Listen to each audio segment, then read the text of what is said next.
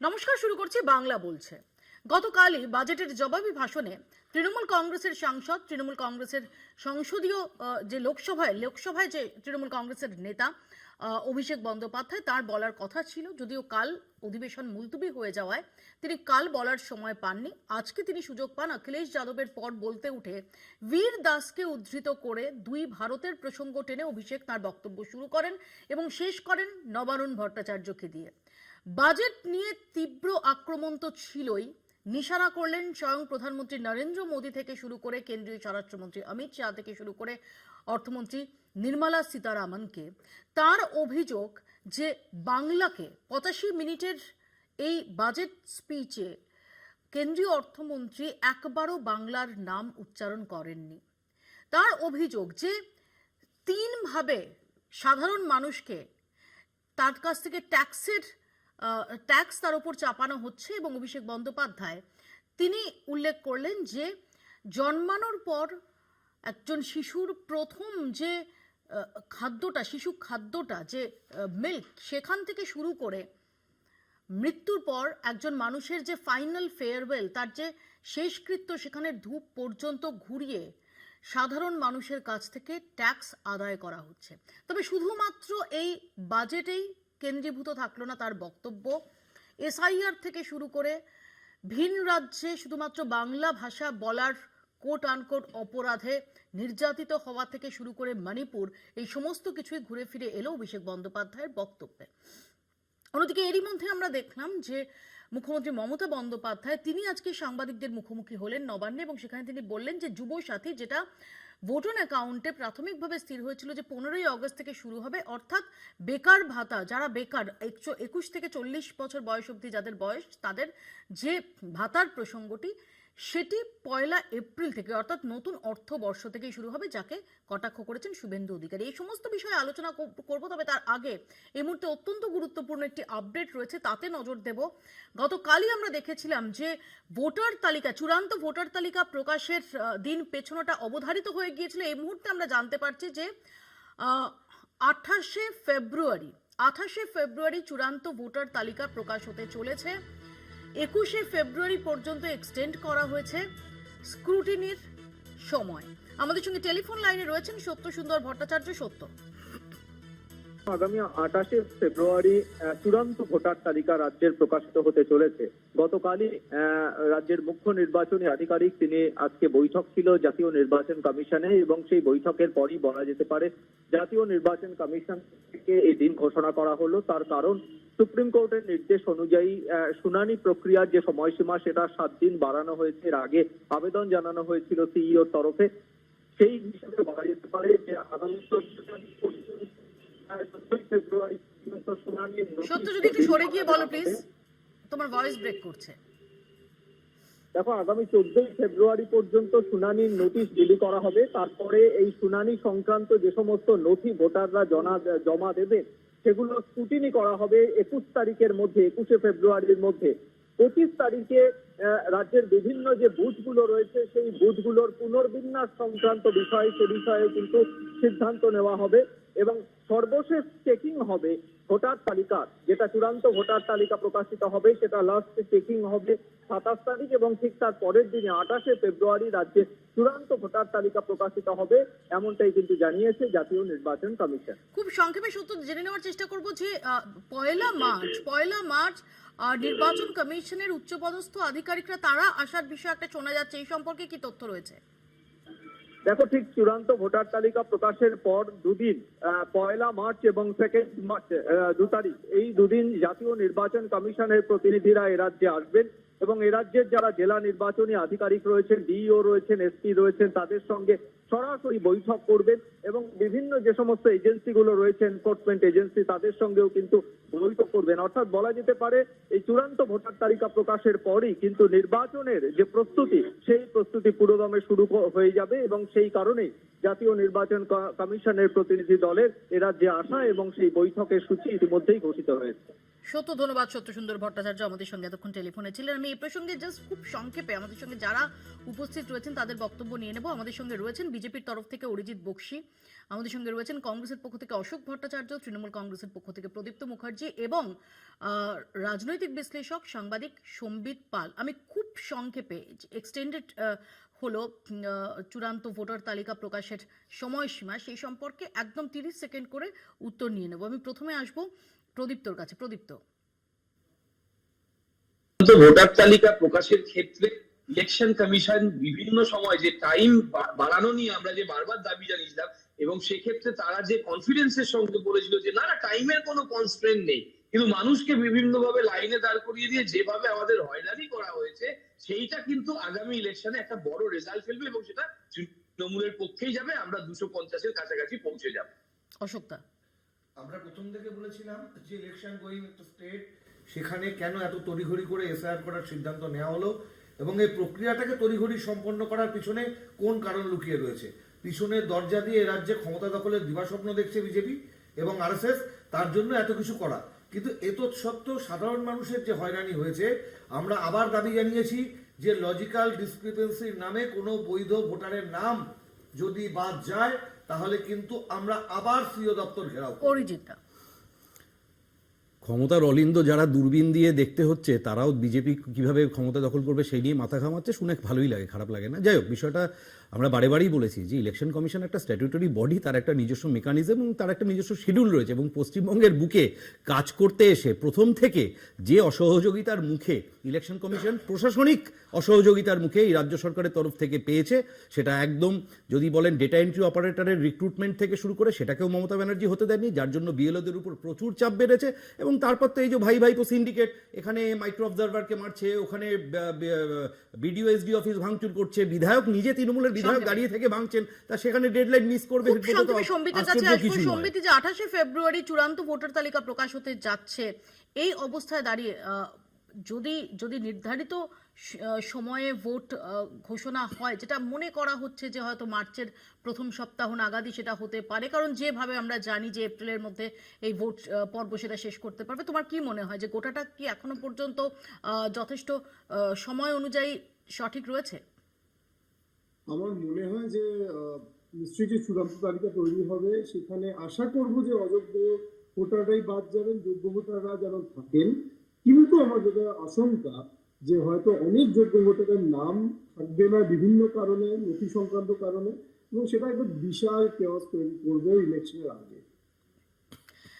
আমি এবার আজকের যে আলোচনার প্রসঙ্গ তাতে আসি। লক্ষ্মীর ভান্ডারের পাশাপাশি এবার ভোটের আগে বেকার ছেলে মেয়েরাও পেতে চলেছেন মাসে 1,500 টাকা।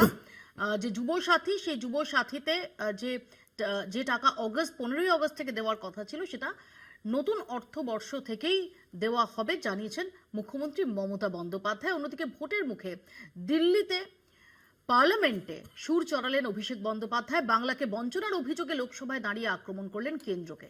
দেখুন। ভোটের আগে বাজেট চমক, লক্ষ্মীর ভান্ডারের পাশাপাশি বেকার যুবকদের এপ্রিলেই 1,500 টাকা দেওয়ার ঘোষণা মমতার। অন্যদিকে কেন্দ্রীয় বাজেটে বাংলাকে বঞ্চনা নিয়ে লোকসভায় সরব অভিষেক। রাজ্য থেকে কেন্দ্রে বঙ্গবাসীর মন জয়ের চেষ্টায় তৃণমূল। এবারে রাজ্য বাজেটেই ঘোষণা হয়েছিল যুবসাথী প্রকল্পের কথা। অগস্ট থেকে সেই টাকা দেওয়ার কথা জানিয়েছিল রাজ্য, তবে আজ মুখ্যমন্ত্রী জানান এপ্রিল থেকেই ওই টাকা দেওয়া হবে। মাধ্যমিক পাশ 21 থেকে 40 বছর বয়স অবধি 5 বছরের জন্য এই টাকা পাবে। এর জন্য 294টি বিধানসভা কেন্দ্রে 294টি ক্যাম্প করা হবে। যারা অন্য কোনো প্রকল্প থেকে টাকা পায় তারা এই টাকা পাবে না, তবে স্কলারশিপের টাকা পেলেও যুবসাথীর টাকা মিলবে বলে জানিয়েছেন মুখ্যমন্ত্রী। তিনি বলেন, আবেদন করলেই সঙ্গে সঙ্গে রসিদ দেওয়া হবে। যুবসাথী যে প্রোগ্রামটা আছে, যে স্কিমটা নতুন করে লঞ্চ করা হয়েছে, সেইটা আমরা বলেছিলাম 15ই আগস্ট থেকে করব, কিন্তু যেহেতু 1 এপ্রিল থেকে ফাইন্যান্সিয়াল ইয়ার শুরু হয়, কাজেই এটা আমরা 1 এপ্রিল থেকে দেব বলেই ঠিক করেছি। কিন্তু তার আগে আমাকে তো অ্যাপ্লিকেশন জমা নিতে হবে, সেই জন্য আমরা যেটা প্ল্যান করেছি, অ্যাসেম্বলি ওয়াইজে 294টা কেন্দ্রে আমরা 294টা ক্যাম্প তৈরি করব। সেই ক্যাম্পে, বিশেষ করে একই ক্যাম্পে 3টে ডিপার্টমেন্ট থাকবে। মুখ্যমন্ত্রী যখন লক্ষ্মীর ভাণ্ডারে 500 টাকা বাড়ানোর পাশাপাশি যুবসাথী প্রকল্প চালু করে দিলেন, তখন লোকসভায় কেন্দ্রের বিরুদ্ধে বাংলাকে বঞ্চনা নিয়ে সরব হলেন অভিষেক বন্দ্যোপাধ্যায়। স্পষ্ট জানালেন, কেন্দ্র যতই বঞ্চনা করুক মাথা নত করবে না Bangla. So the government want to punish Bengal? Let them proceed. We won't bow. You want to freeze our funds? We will persist. मैं क्यों कह रहा हूं persist? क्योंकि पीएम आवास से लेके सड़क से लेके मनरेगा से लेके सारे पैसे बंगाल के पिछले 5 साल से ये सरकार ने रोक के रखा है। प्रधानमंत्री ने आत्मनिर्भर भारत की बात किया है, हम स्वनिर्भर बंगाल क्या होता है काम करके दिखाया है। So you want to punish Bengal? Proceed, we won't bow. You want to freeze our funds? We will persist. You want to profile and persecute our youth? We will protect them. You want to starve our schemes? We will sustain our people. Budget অধিবেশনের এই বক্তৃতাতেই অভিষেক বার্তা দেন কেন্দ্রকে। প্রশ্ন তোলেন বিজেপির ভূমিকা নিয়ে। Sir, I come from a part of India that gave birth to revolutionaries and wrote courage in blood.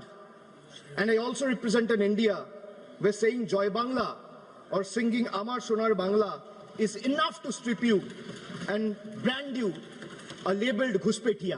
I come from an India that derives its vocabulary from Ishwar Chandra Vidyasagar. And I also come from an India where Vidyasagar's bust was vandalized by ruling party at the center. কেন্দ্রীয় অর্থমন্ত্রীকে শুনিয়ে তিনি বলেন, budget ভাগাভাগি করতে পারে, রাজনৈতিক মেরুকরণ করতে পারে, কিন্তু কোনো কিছুই মানুষের নৈতিকতাকে নোয়াতে পারবে না।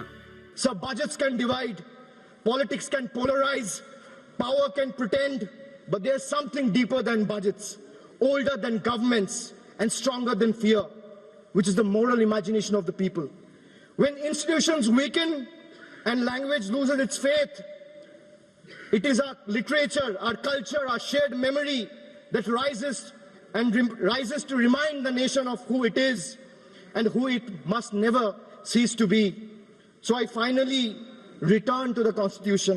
When you open the Constitution, it opens with the words, "We, the people of India." ভোটের আগে কেন্দ্রকে ভিত্তে লোকসভাকেই বেছে নিয়েছেন অভিষেক। বাংলার প্রতি বঞ্চনার অভিযোগকে তুলে ধরতে সরব হয়েছেন বিজেপির বিরুদ্ধে।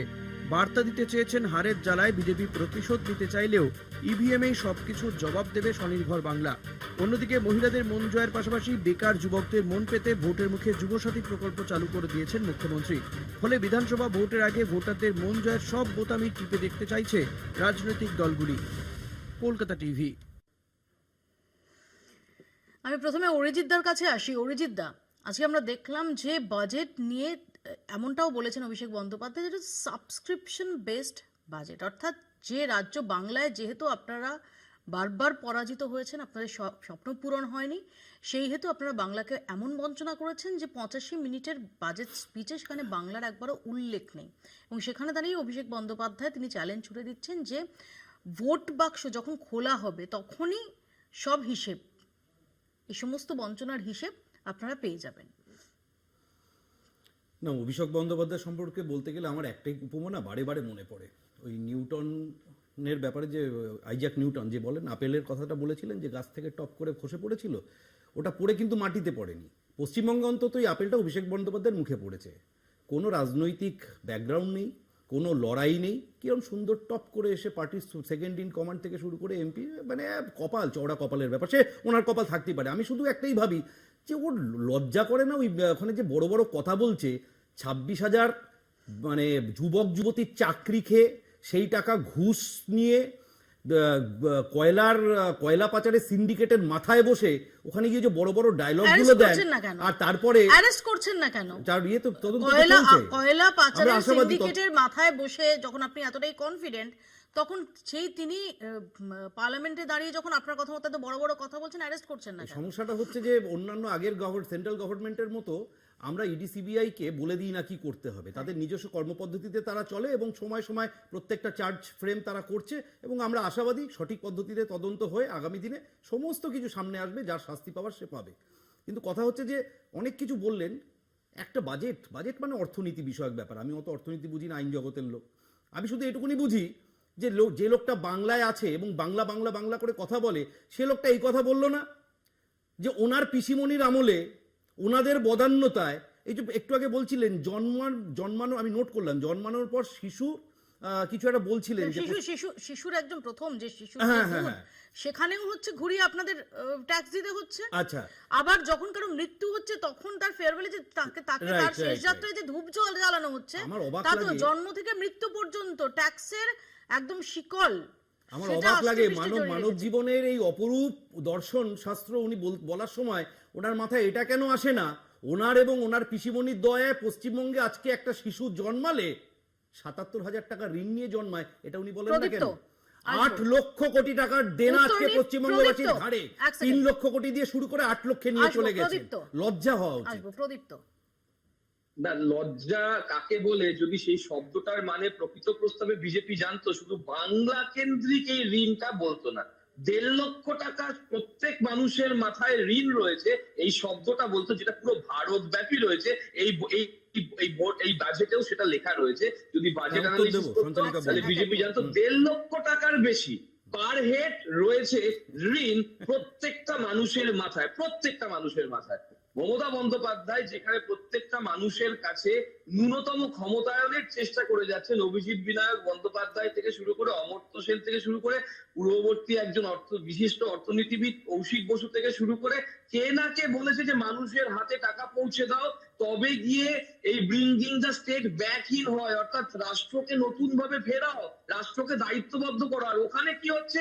রোলিং ব্যাক দ্য স্টেট, অর্থাৎ রাষ্ট্রকে ফেরত নিয়ে যাচ্ছে। নিওলিবারাল ইকোনমি এমন ভাবে এখানে আনার চেষ্টা করা হচ্ছে, আমাদের যে ওয়েলফেয়ার মেকানিজম এসছে, ৮০ কোটি মানুষকে আমি ফ্রিতে চাল দিচ্ছি, এত গর্ব করে যারা বলছিল, সেইখানে ওয়েলফেয়ার ইকোনমির যে গুরুত্ব সেটা যদি না বোঝে, তাহলে ব্যাংকের থেকে যারা টাকা নিয়ে পালিয়ে গেছে তাদেরকে আরো আমি বেশি আসবো সুবিধা দিতে হবে। আসবো প্রদীপ্ত, সেই আমি অশোকদার সুবিধাটাই কাছে দেওয়া আসবো। হচ্ছে। অশোকদা, আজকে যে পয়েন্টগুলো অভিষেক বন্দ্যোপাধ্যায় রেজ করেছেন এবং যেখানে তিনি বীর দাসকে উদ্ধৃত করে বলছেন যে দুই ভারতের, তার যে দুই ভারত নিয়ে তার যে বক্তব্য উদ্ধৃতি সেটাকে রেফার করে অভিষেক বন্দ্যোপাধ্যায় আজকে অনেক বলছেন যে বারবার, মানে যেভাবে জন্ম থেকে মৃত্যু পর্যন্ত একদম ট্যাক্সের নিগড়ে একজন সাধারণ মানুষ তাকে নিষ্পেষিত হতে হয়। আপনারা কি এই পয়েন্টগুলোর সঙ্গে একমত? দেখুন, দুই ভারত যে এক ভারতের মধ্যে জন্ম নিয়েছে, রাহুল গান্ধী অনেকবার করে একই কথা বলে দিয়েছেন। আজকে অভিষেক ব্যানার্জি বলছেন, আপনারা শুনছেন, সবাই শুনছে, আপনারা দেখাচ্ছেন, ঠিক আছে, এটার মধ্যে আপত্তিজনক তো কোনো কথা তিনি বলেননি। তো প্রশ্নটা হচ্ছে যে বাজপেয়ীর বিজেপি ভালো, মোদির বিজেপি খারাপ। বিজেপি খারাপ, আরএসএস ভালো, মোদি খারাপ, মোহন ভাগবত ভালো, আরএসএস এত খারাপ, তৃণমূল বিশ্বাসই করতে পারে না। এত কিছু ব্যাপার, আরএসএস এর একই স্কুলিং এর লোক তো এরা। যে কারণে যখন ওম বিড়লার বিরুদ্ধে সমস্ত বিরোধী রাজনৈতিক দল অনাস্থায় স্বাক্ষর করছে, তৃণমূল এত বিজেপি বিরোধিতার কথা এখানে পার্লামেন্টে দাঁড়িয়ে একদম ঢক্কানিনাদ করে বলে, অথচ কাগজে আমি এই কলমে প্রসঙ্গে সইটা আসবো, তারা করে না। ডেফিনেটলি আসবো, আমি পরের ধাপেই এই প্রসঙ্গে আসছিলাম। আমি আসবো, তার আগে সম্বিতের কাছে যাব। সম্বিত, আজকে আমরা দেখলাম যে এখানে মমতা বন্দ্যোপাধ্যায় তিনি যুবসাথী ১ এপ্রিল থেকে, অর্থাৎ নতুন অর্থবর্ষ থেকে চালুর কথা ঘোষণা করলেন, যেটা ভোট অন অ্যাকাউন্ট যখন পেশ হয় তখন সেটা 15 অগস্ট থেকে ছিল। এবং আজকে অভিষেক বন্দ্যোপাধ্যায় বীর দাসকে দিয়ে শুরু করে নবারুণ ভট্টাচার্যকে দিয়ে শেষ করলেন এবং মাঝখানে বাজেট মূল তো ছিলই, তার সঙ্গে তিনি মণিপুর থেকে শুরু করে এসআইআর থেকে শুরু করে বাঙালিদের উপর নির্যাতন থেকে শুরু করে একাধিক প্রসঙ্গ টেনে আনলেন। তুমি এটাকে কিভাবে বিশ্লেষণ করবে? দেখুন, একটা জাতীয় ফোরামে তৃণমূল কংগ্রেস তাদের বক্তব্য রাখছেন এবং তৃণমূল কংগ্রেসের সাধারণ সম্পাদক তিনি সাংসদ হিসেবে সংসদের ভিতরে বক্তব্য রাখছেন। এটা এক্সপেক্টেড যে তারা এই বিষয়গুলো ছুঁয়ে যাবে এবং নির্বাচনের আগে এটা একটা অবশ্যই একটা সুযোগ তৃণমূল কংগ্রেসের সাধারণ সম্পাদকের কাছে এসেছিল যে তিনি এই বিষয়গুলো একটা জাতীয় মঞ্চে বলার সুযোগ পেয়েছেন এবং যেটা যথারীতি আমরা এটা নিয়ে আলোচনা করছি এখন। কিন্তু এটা শুধুমাত্র রাজনৈতিক দিক থেকেই যদি আমরা দেখি, তাহলে আমরা দেখবো যে এটাই স্বাভাবিক, নির্বাচনের আগে তিনি এটাই বলবেন এবং এটাই বরাবর আমরা দেখে এসেছি যে বাজেট নিয়ে বিরোধীরা সন্তুষ্ট কখনোই কোনো সময় কোনোদিনই হন। সেটা খুব স্বাভাবিক। এবং যদি আমরা বাংলার দিকে তাকাই যে বাজেটে সত্যি কি পাওয়া গেছে, কিছু ইনফ্রাস্ট্রাকচার প্রজেক্ট যেগুলো পূর্ব ভারত জুড়েই থাকবে, তার সঙ্গে বাংলাকে কানেক্ট করা হয়েছে, দুর্গাপুরের কথা বলা হয়েছে, এইসব ন্যাশনাল ফাইবার মিশনের কথা বলা হয়েছে, যেখানে বাংলা হয়তো খানিকটা উপকৃত হবে।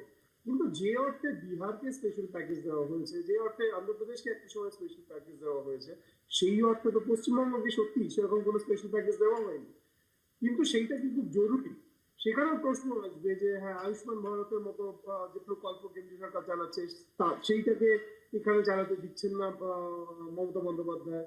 সেখানে এই প্রসঙ্গ চলে আসবে যে 100 দিনের কাজের যে আগের যে ঝামেলা চলেছে, টাকা রিলিজ করা হয়নি, দুর্নীতি হয়েছে বলে অভিযোগ উঠেছে, তার তদন্ত ঠিক হয়নি। তো এই চাপানো তো চলতে থাকবে, কিন্তু তাতে সাধারণ মানুষের খুব একটা তাদের কিছু লাভ হয়নি। এটা রাজনৈতিক একটা প্রেক্ষাপট থেকে আমরা দেখতে পারি, সেটা রাজনৈতিকভাবে শুনতে খুব ভালো লাগতে পারে, কিন্তু সাধারণ মানুষের কতটা লাভ হচ্ছে সেটা নিয়ে সন্দেহ নেই। এবং আমরা দেখছিলাম যে যখন অভিষেক বন্দ্যোপাধ্যায় বলছেন তখন তার ঠিক পেছনেই বসে আছেন ডিম্পল যাদব, এবং অভিষেক বন্দ্যোপাধ্যায়ের পাশে বসে রয়েছেন অখিলেশ যাদব, এবং অখিলেশ যাদবের বেশ কয়েকটি ক্ষেত্রে অখিলেশ যাদবের যে সেটার সাথে একমত হচ্ছেন বা অ্যাপ্রিসিয়েট করছেন সেটা তো বোঝা যাচ্ছিলই, হাহা শব্দ হাহা হাসিটাও শোনা যাচ্ছিল অনেক সময়। একদম, কারণ ভারতবর্ষে একটু সত্যি যদি আমরা ঠিক করে দেখি তাহলে বিরোধী দল কংগ্রেস অবশ্যই এটা সর্বভারতীয় দল, এছাড়া বিরোধী পরিসরটা কিন্তু খুব সীমিত হয়ে যাচ্ছে। আমি আসবো এ প্রসঙ্গে আলোচনায় ফিরবো। এর পাশাপাশি আমি যেটা বলছিলাম যে মুখ্যমন্ত্রী মমতা বন্দ্যোপাধ্যায়ের যে যুবসাথী প্রকল্পের টাকা সেটা এপ্রিল মাস থেকে দেওয়ার যে সিদ্ধান্ত সেটাকে কটাক্ষ করেছেন শুভেন্দু অধিকারী, বিরোধী দলনেতা। এই প্রসঙ্গে আসবো, ছোট্ট একটা বিরতি তার আগে নিচ্ছি, বিরতির পর ফিরছি, দেখতে থাকুন বাংলা বলছে। ফিরিলাম বিরতির পর। আমি একটু আগেই দেখালাম যে মুখ্যমন্ত্রী মমতা বন্দ্যোপাধ্যায় তিনি নবান্নে কি জানিয়েছেন, বিরোধী দলনেতা শুভেন্দু অধিকারী তিনি কি বলছেন যুবসাথী নিয়ে, দেখুন। Master degree graduate, B Ed basic শিক্ষিত বেকার যুবক যুবতীদের চাকরির দরজাটাকে একদম ক্লোজ করে দেওয়া, কারণ এই অন্তর্বর্তী বাজেটে চাকরির কোনো শব্দ নেই। 10 লক্ষ ভ্যাকেন্সি পূরণের কোনো রোডম্যাপ বরাদ্দ নেই। ভাতার একটা প্রতিশ্রুতি ছিল কবে, আগস্ট মাসে শুরু হবে। আগস্ট মাসে মমতা ব্যানার্জি মুখ্যমন্ত্রী থাকবে না, প্রাক্তন হবে। এবং এই অন্তর্বর্তীকালীন বাজেট 4 মাসের জন্য, এপ্রিল মে জুন জুলাই। এটা নিয়ে আমাদের আপত্তি সমালোচনা, মুখ্যমন্ত্রীর ভাঁওতাবাজিটা হাতে নাতে ধরা পড়েছে। প্রদীপ্তর কাছে আসবো। প্রদীপ্ত, শুভেন্দু অধিকারীর বক্তব্য শুনলে বিরোধী দলনেতা যেটা বলছেন যে আসলে তো ভোট অন অ্যাকাউন্ট কয়েক মাসের জন্য, এবং 15 অগস্ট যদি শুরু হয় তার আগে তোমরা সরকারে ফিরবে কিনা সেটাই অনিশ্চিত। কোথাও দাঁড়িয়ে নির্বাচনের মুখে দাঁড়িয়ে সেজন্যই কি এগিয়ে আনা হলো যে যাতে নির্বাচনে হাতে নাতে তার যে ডিভিডেন্ডটা সেটাকে এনশিওর করা যায়? না, সেটা এনশিওর করা যায় কি যায় না সেটা আমি জানি না। আমি এটুকু জানি এরকমই একটা ঘটনা শুভেন্দু অধিকারী তখন বলেছিল, খুব ভালো হয়েছে যখন বিহারের ভোটের আগের বছর বলেছিল কিতনা দু কিতনা দু কিতনা দু কিতনা দু, মনে পড়ছে নিশ্চয়ই সেই গল্পটা। ফলে ওরা জানে বোধহয় এটা ডিভিডেন্ড পাওয়া যায়। আমরা আসলে মানুষের কাছে টাকা পৌঁছাতে চাইছি, সেই কারণে ফেব্রুয়ারি মাসের বাজেট ঘোষণার আগেই বা বাজেট ঘোষণার সঙ্গে সঙ্গে 1500 টাকা লক্ষ্মীর ভান্ডারও মানুষের কাছে পৌঁছে দেওয়া হয়েছে। আর ওই যে বলো না দরজা বন্ধ, ওটা তৃণমূলের নয়, ওটা হচ্ছে বিজেপির আর কি। সেই জন্য বিজেপিটা এখন তো বলতে পারবে না, আগে যেরকম বলেছিল মোদি হাঁটাও এই দেশ প্রশ্নটা তো বাঁচাও, উঠছে এখন যে সেটা যখন বাধ্য হয়ে বেকার বলতে ভাতা ফেরানো হলো, যখন বেকার ভাতা ফেরানো হলো সেটা 21 থেকে 40 বছর বয়সী যারা যারা অন্য কোনো প্রকল্পের সঙ্গে যুক্ত নন, স্কলারশিপ ছাড়া, তারা এটা পাবেন। তার মানে কোথাও ঘুরিয়ে মেনে নেওয়া হচ্ছে যে আসলে বেকারির সমস্যা রয়েছে, তরুণ প্রজন্মের বেকারির সমস্যা রয়েছে কি রয়নি সেটা যদি আমরা ইএসআই এবং অন্যান্য পিএফ ডেটা, এইচআরএমএস ডেটা দেখি তাহলে বুঝতে পারবো যে বেকারির সমস্যা পশ্চিমবঙ্গের থেকে অন্যান্য রাজ্যে অনেক এগিয়ে আছে। আর ওই 1 লক্ষ চাকরিটা একটু যদি বিজেপি বলে দেয়। অরিজিৎ দা খুব সংক্ষেপে। দেখুন সংক্ষেপে কি করে বলি, দীর্ঘ পদযাত্রা, তৃণমূলের চাকরি দিয়ে ছিনিবিনি আর এই ভাতার ভাওতা, খুব ছোট্ট করে যদি বলতে হয় তাহলে একটাই কথা বলি যে 2011 সালে এসে মমতা ব্যানার্জি প্রথম যে কাজটা করেছিলেন সেটা হচ্ছে উনি আসার আগে রাজ্যে 51টা এমপ্লয়মেন্ট এক্সচেঞ্জ ছিল, উনি এসে সেগুলোকে অ্যাবলিশ করে দিলেন। এবং কি করলেন 2012তে ওটাকে মার্চ করে দিলেন লেবার ডিপার্টমেন্টের সাথে। তার এফেক্ট কি হলো? তার এফেক্ট হলো পশ্চিমবঙ্গের মানুষ বা কেন্দ্রীয় সরকার বা রাজ্য সরকার কেউ জানে না যে পশ্চিমবঙ্গের এক্স্যাক্ট বেকারের সংখ্যাটা কত। এমপ্লয়মেন্ট এক্সচেঞ্জ বন্ধ হয়ে গেল। 2013 বাজেটের আজকে বিরোধী দলনেতা এরকম ভাবে তুলে বাজেট পেপার, তৃণমূলের মানে পশ্চিমবঙ্গ সরকারের বাজেট পেপার তুলে দেখিয়েছেন। 2013-14 বাজেটের 41 নম্বর পেজে মুখ্যমন্ত্রী ইন্ট্রোডিউস করেছিলেন যুব উৎসাহ প্রকল্প। কি না 8 পাস চাকরিবিহীন যুবক রাজ্য জুড়ে যারা 8 পাস চাকরিবিহীন যুবক যুবতী তাদের 1500 টাকা করে ভাতা। আমরা জানি যে এই বাজেটটা হয়েছিল মোটামুটি মার্চ এপ্রিল মাস নাগাদ। ঠিক সেই বছরের অক্টোবরে নেতাজি ইন্ডোর স্টেডিয়ামে দাঁড়িয়ে মুখ্যমন্ত্রীর বক্তব্যটা যদি আপনি শোনেন, মুখ্যমন্ত্রীর বক্তব্য বলছেন, আমি জানতামই না আমার রাজ্যে 1 কোটি বেকার আছে, এখন কি করে দেব আমি এতজনকে চাকরির যোগান হবে, ক্ষুদ্র শিল্প আসবে, 1 কোটি লোকের চাকরি হবে। আলটিমেটলি কি করলেন, ঠিক তার পরের বছর বাজেটে অর্থাৎ 2015-16-তে পেজ নাম্বার বলছি 32 বাজেট পেপারের, সেখানে গিয়ে এই যুব উৎসাহ প্রকল্প হয়ে গেল নাম যুবশ্রী। অমিত মিত্র ঘোষণা করলেন যে যুবশ্রীতে 1500 টাকা করে বেকার ভাতা দেওয়া হবে। কতজন পেল? অ্যাপ্লিকেশন কতজনের পড়েছিল? 17 লক্ষ। পেল কতজন? পশ্চিমবঙ্গ সরকারের বাজেট বলছে 1 লক্ষ লোকের জন্য বরাদ্দ করা হয়েছিল। তাহলে বাকি 16 লক্ষের অ্যাপ্লিকেশনের কি হলো? তাদের জীবন কিভাবে কাটলো? তাদের পরিবার কিভাবে চললো? কোনো উত্তর নেই। আর বাকি 1 কোটির গল্প খুব ছোট্ট করে শেষ করে দিচ্ছি সংক্ষেপে। একটার পর একটাই ভাওতাবাজি স্কিম করতে গিয়ে আজকের পশ্চিমবঙ্গের যুবকদের অবস্থা হয়েছে। আচ্ছা বলুন তো, এই যে 1500 টাকা, তৃণমূলের একজন নেতা তো বলছেই, একজন তৃণমূল যুব নেতা আমি দেখছিলাম বলছে যে কি গুটখা সিগারেটের নাকি খরচা পেয়ে যাবে।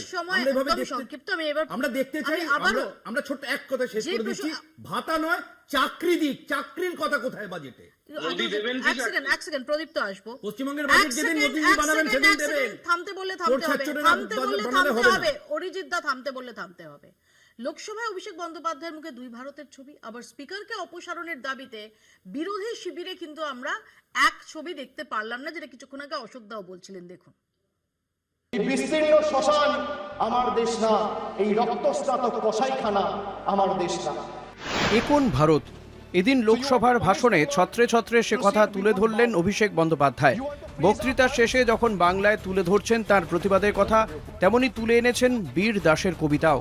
2021 সালে আমেরিকার কেনেডি সেন্টারে বীর দাস কবিতার স্বরে বলেন, আমি কোন ভারতের নাগরিক, আমি 2টি ভারতের নাগরিক। ওই কবিতা পাঠ করে আক্রমণের শিকার হয়েছিলেন বীর। এদিন সেই বীরের কথাই তুলে এনে মোদী সরকারের ভারত তত্ত্বকে ভিত্তে চান অভিষেক। Veer Das, a young stand-up comedian from India, spoke of 2 Indias. Many laughed, some were offended, few paused to listen. But what he offered was not comedy. It was a warning, a prophecy, a mirror held up to a nation standing at the edge of its own contradictions. Because I too, sir, come from 2 India. And I come from an India which proclaims Ek Bharat, Shresth Bharat. And I also come from an India where mother tongue becomes a marker of suspicion, where speaking Bengali makes you a Bangladeshi and eating fish makes you a Mughal. তিনি স্পষ্ট বলেন, budget বক্তৃতায় কেন্দ্রীয় অর্থমন্ত্রী একবারের জন্য বাংলার নাম মুখে আনেননি, বরং বকেয়া টাকা আটকে রেখে বঞ্চনার পাহাড় তৈরি করছেন।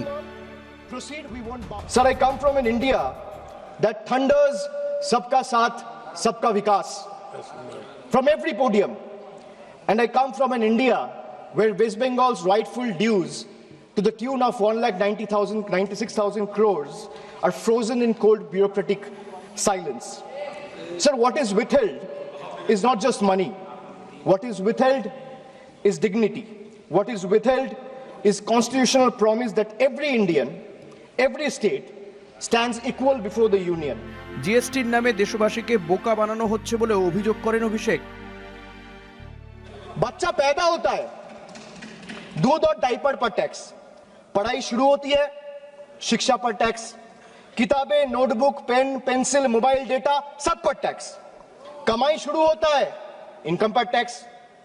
सर, बचत करता है, बचत के ऊपर टैक्स, जीने के लिए खर्च करता है, खर्च पे टैक्स, काम पर जाता है, पेट्रोल डीजल पर टैक्स, बीमार पड़ता है, इलाज और दवाई पर टैक्स, बुढ़ापा आता है, पेंशन और इलाज पे टैक्स, और मौत के बाद भी सर शोक सभा में अगरबत्ती जलाने के लिए भी परिवार को टैक्स देना पड़ता है। একদিকে যখন 2 ভারতের কথা তুলে ধরছেন অভিষেক, তখন বিরোধী শিবিরেও ফুটে উঠছে 2 ছবি। কংগ্রেস স্পিকারের অপসারণ দাবি করে অনাস্থা প্রস্তাব এনেছে, তবে এই প্রস্তাবে সই করেনি তৃণমূল। কংগ্রেসের সঙ্গে আছে ডিএমকে ও সমাজবাদী পার্টি। অভিষেক জানিয়েছেন তারা চান স্পিকারকে চিঠি দিয়ে সুযোগ দিতে, 3 দিনের মধ্যে দাবি না মানলে প্রস্তাব আনতে। সেই পথে হাঁটেনি কংগ্রেস, তাই বিজেপি বিরুদ্ধে চাপ বাড়লেও স্পষ্ট হচ্ছে ইন্ডিয়া মঞ্চের বিভাজন। কলকাতা টিভি। একটু আগে অশোক দা এই প্রসঙ্গ তুলছিলেন যে স্পিকারের বিরুদ্ধে, স্পিকার ওম বিড়লার বিরুদ্ধে যে অনাস্থা প্রস্তাব, সেখানে তৃণমূল কংগ্রেস কেন পাশে থাকলো না? আজ পার্লামেন্টে ঢোকার আগে পার্লামেন্ট চত্বরে দাঁড়িয়ে অভিষেক বন্দ্যোপাধ্যায় এ প্রসঙ্গে কি বলেছেন একটু শোনাবো, তারপর আমি আলোচনায় ফিরছি।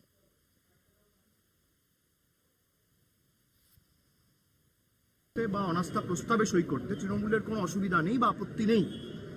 সেই অনাস্থা প্রস্তাবে তৃণমূলের প্রত্যেকটা এমপি, বিশেষ করে লোকসভার যে 28 জন এমপি আছে, সবাই সই করবে। কিন্তু আমাদের বক্তব্য যে আগে অনাস্থা প্রস্তাব আনার আগে একটা চিঠি যৌথভাবে প্রত্যেকটা রাজনৈতিক দল যারা ইন্ডিয়া অ্যালায়েন্সের শরিক, তারা সবাই মিলে সই করে স্বাক্ষর করে একটা চিঠি লোকসভার স্পিকার বা অধ্যক্ষের কাছে জমা করুক, যে 4টে পয়েন্টের বেসিসে আর্গুমেন্ট করা হচ্ছে। ওই 4টে পয়েন্টের বেসিসে যেমন কংগ্রেসের 8 জন এমপিকে সাসপেন্ড করা হয়েছে, তাদের সাসপেনশন রিকনসিডার করার জন্য বা তাদের সাসপেনশন রিভোক করার জন্য, রিকনসিডার করার জন্য একটা অ্যাপিল স্পিকারের কাছে করা যেতে পারে। স্পিকারকে 2 দিন 3 দিনের একটা সময় দেওয়া যেতে পারে। যদি কোনো ব্যবস্থা স্পিকার তার তরফ থেকে না নেয় বা আমরা যে দাবিগুলো তুলছি সেই 4টে দাবির মধ্যে যদি আমরা কোনো সদুত্তর না পাই, তাহলে ধরুন আজকে সোমবার, আজকে মঙ্গলবার, আজকে আপনি একটা চিঠি জমা করলেন, মঙ্গল বুধ বৃহস্পতি আপনি সময় দিয়ে দিন। যদি বৃহস্পতিবারের মধ্যে কোনো সুরাহা না হয়, শুক্রবার নো কনফিডেন্স মুভ হয়, কোনো অসুবিধা নেই। এবং আমরা চাই যে হাউস চলুক, আমরা চাই পার্লামেন্ট চলুক, সরকার চায় না পার্লামেন্ট চলুক। আজকে দুবার আমরা শুনলাম যে অভিষেক বন্দ্যোপাধ্যায় একটা শর্ত দিয়েছিলেন, তৃণমূল কংগ্রেস একটা শর্ত দিয়েছিল যে যাতে সমস্ত এভিনিউ অর্থাৎ অনাস্থা প্রস্তাব আনার মতো একটা চরম কঠোর একটা ইনিশিয়েটিভের আগে যাতে সমস্ত রকমের এভিনিউ যে এক্সপ্লোর করা হয়েছে এই বার্তাটা স্পষ্ট থাকে। তাই এই প্রশ্নগুলি দিয়েই একটা চিঠি স্পিকারকে দেওয়া হোক, যদি সেটাতে স্পিকারের কোনো হেলদোল না থাকে তাহলে 3 দিন পর অনাস্থা প্রস্তাব আনা হোক এবং সেখানে তৃণমূল কংগ্রেসের 28 জন সাংসদে স্বাক্ষর করবেন। এই যেটা বলছিলেন না যে বিজেপি একই ভারতের মধ্যে দুটি ভারত করে দিয়েছে, এই তৃণমূলের মধ্যে দুটো তৃণমূল, জানেন তো? একটা হচ্ছে পার্লামেন্টের ভেতরের তৃণমূল, একটা পার্লামেন্টের বাইরের তৃণমূল। পার্লামেন্টের বাইরের তৃণমূলে ক্যা ক্যা ছি ছি ক্যা ক্যা ছি ছি হয়, আর সিএ নিয়ে যখন ভোটাভুটি হয় তৃণমূলের সাংসদরা সেই ভোটাভুটি থেকে কয়েকজন বিরত থেকে বিল পাসটাকে সহজ করে দেন। আবার বলছি, বাইরে বিজেপি বিরোধিতা খুব সক্রিয়ভাবে হবে, ঠিক পার্লামেন্টে যখন কোনো কিছু মোশন আনা হবে তৃণমূল আস্তে আস্তে সাইড হয়ে যাবে। এটা নতুন কোনো কিছু ব্যাপার নয়। একইভাবে যে বাজেটে ভাঁওতা বিজেপি দিয়েছে, আমি যুবশ্রী নিয়ে বলতে চাই, রাজ্যে এমপ্লয়মেন্ট এক্সচেঞ্জ লাটে উঠে গেছে। এমপ্লয়মেন্ট ব্যাংকের নামে কি আছে, হাতি আছে না সাপ আছে ব্যাংক আছে কেউ জানে না। মৌপিয়া ডাইরেক্ট ক্যাশ বেনিফিশিয়ারি দরকার আছে। আমি আসবো, আমি এই প্রসঙ্গটা একটা কথা বলবো, আলোচনাটা করছি, আমি একটা কথা পয়েন্টটা বলতে হবে যে কে ঠিক করে দেবে কে বেকার, এবং এই করতে গিয়ে মুখ চেনা মুখের ডাল তৃণমূলের পতাকাধারীদের পাইয়ে দেওয়ার রাজনীতি আরো একটা দুর্নীতি। আমি প্রদীপ্তর কাছে আসি। প্রদীপ্ত, যে প্রসঙ্গটা আমরা এই মুহূর্তে আলোচনা করছি, যে কংগ্রেসের বক্তব্য যে আসলে তোমরা বাইরে একরকম, সেখানে তোমরা বিজেপি বিরোধিতা দেখাচ্ছ, অথচ বিজেপিকে ঘুরপথে সুবিধে করে দিচ্ছ, এবং যে কারণেই তৃণমূল কংগ্রেস আজকে অনাস্থা প্রস্তাবে সই করলো না। এর আগে আমরা দেখেছি সিএ এর প্রসঙ্গ তুললেন অশোক দা, তারপর আমরা দেখি যখন জগদীপ ধনকরের নির্বাচনের সময়, সেই সময় তোমাদের অ্যাবস্টেন করার যে সিদ্ধান্ত, সেই সিদ্ধান্ত নিয়েও আমরা দেখেছি যে বাম কংগ্রেস তারা এই প্রশ্ন তুলেছিলেন যে আসলে কোথাও ঘুরপথে বিজেপিকে সুবিধে করিয়ে দেওয়া হচ্ছে। দিদি, তুমি কথায় বাম কংগ্রেস বললে এবং বিষয়টা হচ্ছে স্পিকারের, আমার তখন স্বর্গত সোমনাথ চট্টোপাধ্যায়ের কথা মনে পড়ে যাচ্ছিল, আর কংগ্রেসের আজকের অবস্থা মনে পড়ে যাচ্ছিল যে সোমনাথ চট্টোপাধ্যায় নিজের সাংবিধানিক দায়িত্ব পালন করার জন্য, কংগ্রেসকে বাঁচানোর জন্য যে ভূমিকা নিয়েছিলেন, সেখানে সিপিএম কিভাবে তাদের সরিয়ে দিয়েছিল, আর পরে সেই সিপিএম এর হাতই কংগ্রেসকে কেন ধরতে হয়েছিল, আজকে বা কেনই ছাড়তে হচ্ছে, সেটা একটা আলাদা দিক। কিন্তু যারা পার্লামেন্টারি প্রসিডিংস নিয়ে একটু পড়াশোনা করে তাদেরকে আমি অনুরোধ করবো, গত 10 বছরের পার্লামেন্টারি প্রসিডিংস এ তৃণমূলের এইসব ব্যাপারে ভূমিকাগুলো একটু লিখিত যেগুলো আছে এগুলো পড়ে নিক। দিদি, তোমার মনে থাকতে পারবে যে কোনো মানে যারা সংসদের উপস্থিত নেই তাদের বিষয়ে বলা নিয়ে ওম বিড়লা সাহেব একটা বক্তব্য রেখেছিলেন যে আপনি বলতে পারবেন না। তখন বিরোধীরা যারা সরকার পক্ষে রয়েছে তারা মমতা বন্দ্যোপাধ্যায় সম্পর্কে কিছু বলে ফেলেছিলেন।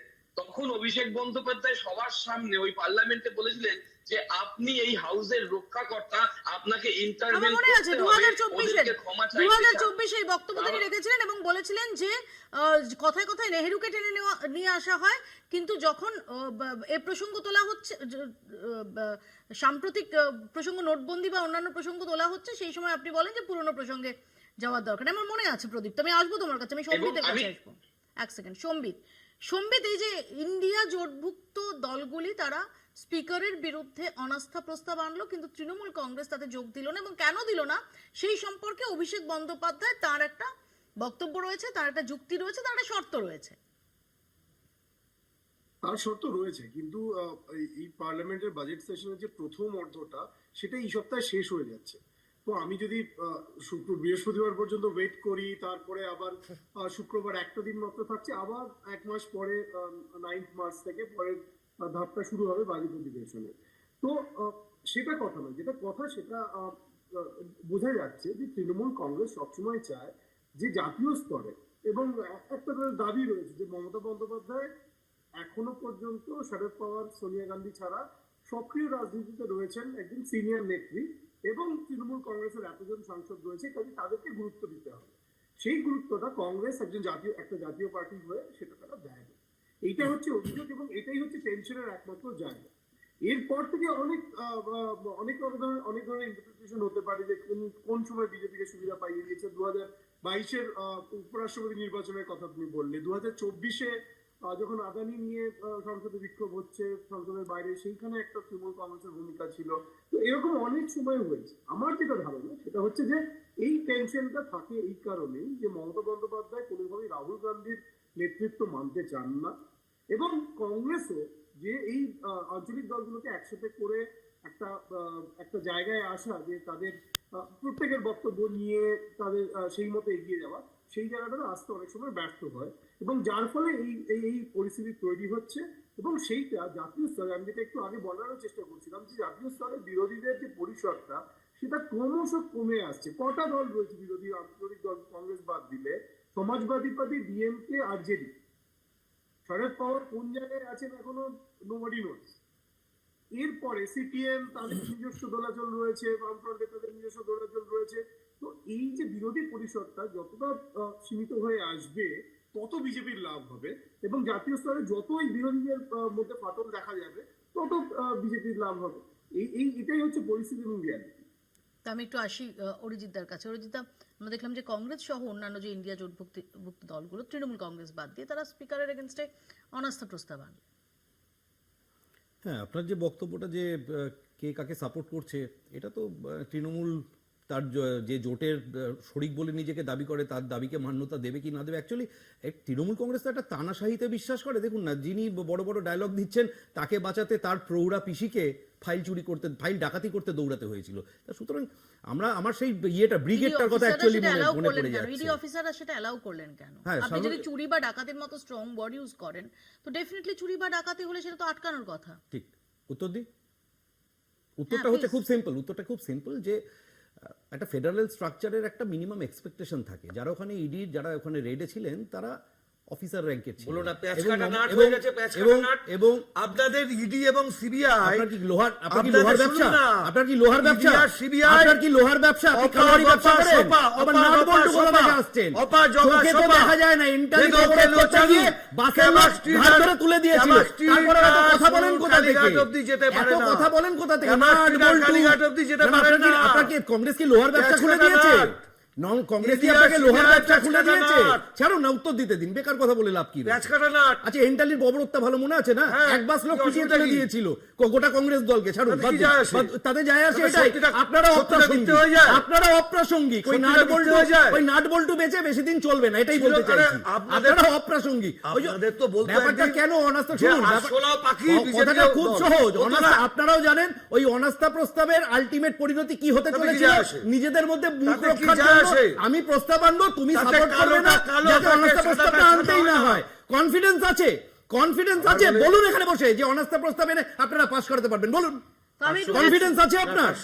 নেই তো, ছাড়ুন না, এক second, বেকার কেন মাঝখানে এক ইনপুট second, করছেন? প্রতিবাদটাকে স্বাক্ষরিত করবো কিসের না। প্রতিবাদ? অনাস্থা প্রস্তাবের মাধ্যমে প্রতিবাদ? প্রতিবাদ তো। কিসের অনাস্থা আপনি প্রস্তাব? সেটাও কেড়ে কেন নেবেন নাকি অনাস্থা আপনারা? চেয়েছেন? আপনারা সেটাও আগে কেড়ে নেবেন। আপনারা নিজেরা কথা বলে ঠিক করুন না, আগে চিঠি দেবেন, প্রেমপত্র দেবেন, না অনাস্থা আনবেন? আগে নিজেরা ঠিক করে নিন, তারপর কমেন্ট করবেন এখানে। আমার এখানে অশোকদার কাছে প্রশ্ন, যে অশোকদা কোথাও কি এই যে তৃণমূল কংগ্রেস যে বার্তাটা দিতে চায় যে বিজেপি বিরোধিতায় গোটা দেশে তারাই সবচেয়ে জোরালো অবস্থানে রয়েছে, কারণ বিজেপিকে তারা এই রাজ্যে বারবার পরাস্ত করেছে, এবং বিশেষ করে সাম্প্রতিককালে আমরা দেখলাম যে মমতা বন্দ্যোপাধ্যায় স্বয়ং তিনিই সওয়াল করলেন সুপ্রিম কোর্টে, তিনি নির্বাচন কমিশনে গেলেন, এরপর এই বক্তব্যটা তৃণমূল কংগ্রেসের তরফ থেকে আরো জোরালো হয়েছে। এরকম একটা প্রেক্ষাপটে দাঁড়িয়ে কংগ্রেস কোনো ইনিশিয়েটিভ নিচ্ছে, সেই ইনিশিয়েটিভ থেকে দূরত্ব রাখতেই কি তৃণমূল কংগ্রেস এটা করলো?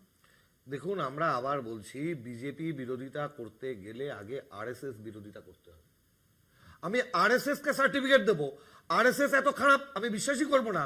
মোহন ভাগবত পশ্চিমবঙ্গে আসলে কেশিয়ারিতে, মেদিনীপুরের কেশিয়ারিতে প্রথম ফুল আর মিষ্টিটা পৌঁছয় সরকারের তরফ থেকে, মাননীয় তরফ থেকে। আবার আমি বিজেপি বিরোধিতার কথা বলবো? হতে পারে না। কাঁঠালের আমসত্ব বলে হয় না কিছু। প্রদীপ্ত, কাঁঠালের আমসত্ব এমনই সুন্দর খেতে হয়ে গেছে যে আপনিবার 200 পার আটকে দিয়েছে, আর বিজেপি যে যে জায়গায় কংগ্রেসের সঙ্গে একক লড়াই করেছে কংগ্রেস ধরাশায়ী হয়ে গিয়েছে। এর থেকে বেশি কংগ্রেস একটা রাজ্য বলো তো ভাই, কংগ্রেস তৃণমূল বিজেপির হাত থেকে বলো না, তুমি বলো। ক্ষমতা কেড়ে নিয়েছে, দেখাতে পারবে? আমরা তো দেখাতে পারবে? রাজ্যেই আছি, পশ্চিমবঙ্গে ক্ষমতায় আছি, বরং পশ্চিমবঙ্গে গোয়াতে আটকে দিয়েছি, বরঞ্চ প্রদীপ্ত, তোমরা শূন্য হয়ে গেছো দাদা। প্রদীপ্ত, গোয়াতে তোমরা একা গোয়াতে লড়াই কেন করছো। গেছিলে ভাই? আমি বলছি ত্রিপুরায় একা নির্বাচন লড়াই। লড়তে কেন গেছিলে আমরা ভাই? একটা সর্বভারতীয় পলিটিক্যাল কংগ্রেস ট্যুরিজম, করবো। পলিটিক্যাল তোমরা ট্যুরিজম। এখানে আসছো, তাহলে কংগ্রেস এবার আবার কেন তাবু লড়াই গুটিয়ে করবে? চলে এসছো অধীরবাবুর এত কান্না কংগ্রেসকে পাচ্ছিল হারিয়ে কেন? বিজেপির অধীরবাবু হাত এত শক্ত কান্না করতে পেয়েছিল কেন? নাকি? আউ আউ করে কাঁদছিল কিসের জন্য? যে আমাকে হারানোর জন্য অমুক করছে তমুক করছে। আরে তাহলে তোমরা এখানে লড়ছো কেন? তোমরা বলো না 1:1 করবো, দ্বিদল তত্ত্ব তুলে, দ্বিদল তত্ত্ব নিয়ে এসো, বহুদল তত্ত্ব তুলে দাও। তা তো তুলতে পারবে না। তো আমার জাতির জনক মহাত্মা গান্ধী থেকে শুরু করে তিনি দল ব্যবস্থা তুলতে দিয়ে চেয়েছিলেন, সেখানে নেহেরুজি এনেছিলেন এই বহুদলীয় তত্ত্ব। তাহলে সেটাকে তোমরা ভাঙতে চাইছো, তাই কে তো? বলছে মানতে চাইছি না? আর যেখানে আমি পলিটিক্যাল তৃণমূল ট্যুরিজমের কথা অন্যান্য বলছি। রাজ্যগুলো নেই, পশ্চিমবঙ্গে যেখানে অন্যান্য রাজ্যে নেই, প্রদীপ্ত, সেই সব রাজ্যে তৃণমূল নেই যেখানে, শোনো সেখানে ভাই, তোমরা কি আমি করছো? একটা তোমাদের কথা। result কি সেখানে? সেখানে তো রেজাল্ট তোমরা কংগ্রেসকে আমি উত্তরটা দিই। আমি উত্তরটা দিচ্ছি। পশ্চিমবঙ্গে আমরা হেরে গেলেও এখান থেকে তাঁবু গুটিয়ে চলে যায়নি। গোয়াতে, ত্রিপুরাতে যেসব রাজ্যে আমাদের হারাতে গিয়েছিলে, ভোট জিতে গেছে, তাঁবু গুটিয়ে আবার চলে এসছো কালীঘাটে। ইন্ডিভিজুয়াল লড়াই করছো, সেখানে তোমাদের রেজাল্টটা বলো না জনগণের সামনে, বাংলার জনগণকে। সম্বিত, এখানে এই মুহূর্তে যে যুযুধান প্রতিপক্ষ তারা কিন্তু ইন্ডিয়া জোটভুক্ত দুটি দল। আমি বিশ্বাস করি না ইন্ডিয়া জোট বলে কিছু অবশিষ্ট রয়েছে, এবং এখানে বোধহয় অরিজিৎ হাসছেন, আমি তাকে দেখতে পাচ্ছি না। তো এইটাই হচ্ছে ভারতীয় রাজনীতির এখনকার পরিস্থিতি, এবং বিজেপি এটার ফায়দা নিচ্ছে। 2024 নির্বাচনের পরে যতটা কোণঠাসা হওয়া উচিত ছিল আর নরেন্দ্র মোদী সরকারের সংসদের ভেতরে স্পেশালি, সেইটা কিন্তু হয়নি, সংসদের বাইরেও হয়নি। এবং সেখানে কংগ্রেস, এর নিয়ে তো সন্দেহ নেই যে আপনি যদি স্ট্যাটিস্টিক্স দেখি তাহলে কংগ্রেস ব্যর্থ হয়েছে। মহারাষ্ট্রে বলুন বা বিহারে বলুন, অন্যান্য রাজ্যগুলোতে কংগ্রেস ব্যর্থ হয়েছে, এটা নিয়ে সন্দেহ নেই। কিন্তু সেটার মানে এই নয় যে বিজেপির বিরোধিতা করার ক্ষেত্রে বিরোধী দলগুলো এরকম ছত্রভঙ্গ হয়ে নিজেদের মধ্যে ঝগড়া করবে, তাহলে বিরোধিতা কোথায় হবে? তো এটাই হচ্ছে পশ্চিমবঙ্গের শুধু নয়, ভারতবর্ষের রাজনীতির রিয়ালিটি, যেটা আমরা একটু আগেই দেখলাম। অরিজিতা রেসপন্ড করতে চান খুব সংক্ষেপে? অরিজিতা, আমার সময় একদম শেষ। না, আমি ওনাকে একদম ওনার মতকে জাস্ট এক্সটেন্ড করেই বলবো যে উনি যেটা বললেন যে বিরোধীদের ছত্রভঙ্গ, অ্যাকচুয়ালি ছত্রভঙ্গ নয়, বিষয়টা হচ্ছে ইস্যু নেই। একটা সরকার চলছে দীর্ঘদিন ধরে without corruption, without any allegation of corruption, এবং যেটুকুনি বা হয়েছে তার জন্য সুপ্রিম কোর্টে মামলা হয়ে সেখানেও নাক কান খত দিয়ে ফেরত এসছে। রাফেল নিয়ে বড় বড় কথা বলেছিল, সুপ্রিম কোর্ট যা বলে দিয়েছে, এমনকি এসআইআর গিয়ে কালকে কদিন আগে ট্রাইব্যুনালে ফেরত চলে এসছে, এবং যতগুলো এই যে যতজন পালিয়ে যাবার কথা বলে প্রত্যেকে লোন সিকিউর করেছিল এই কংগ্রেসের জমানায়। একটি লোনও ভারতীয় জনতা পার্টির সময় কোন লোন এরা নেয়নি। প্রত্যেকটা লোন, পিএনবি স্ক্যাম থেকে শুরু করে যতগুলো স্ক্যাম, প্রতিটা ইউপিএর সময় হয়েছিল। সেখানেই শেষ করতে হবে, কিন্তু আজকে আমরা শো শুরু করার সময় একদম যে আপডেটটা এসেছে যে 28শে ফেব্রুয়ারি চূড়ান্ত ভোটার তালিকা প্রকাশ হতে চলেছে। 21শে ফেব্রুয়ারি পর্যন্ত স্ক্রুটিনির টাইম এক্সটেন্ড করা হচ্ছে, এবং নির্বাচন কমিশনের শীর্ষ আধিকারিকরা তাঁরা 1 মার্চ এবং 2 মার্চ এ রাজ্যে আসছেন। এই সময়কালটা নিঃসন্দেহে অত্যন্ত ক্রুশিয়াল, অত্যন্ত গুরুত্বপূর্ণ রাজনৈতিকভাবে এবং বঙ্গ রাজনীতির এই নির্বাচনের একদম প্রাক নির্বাচনী প্রেক্ষাপটে। আপাতত বাংলা বলছি এখানেই শেষ করছি। দেখতে থাকুন কলকাতা টিভি।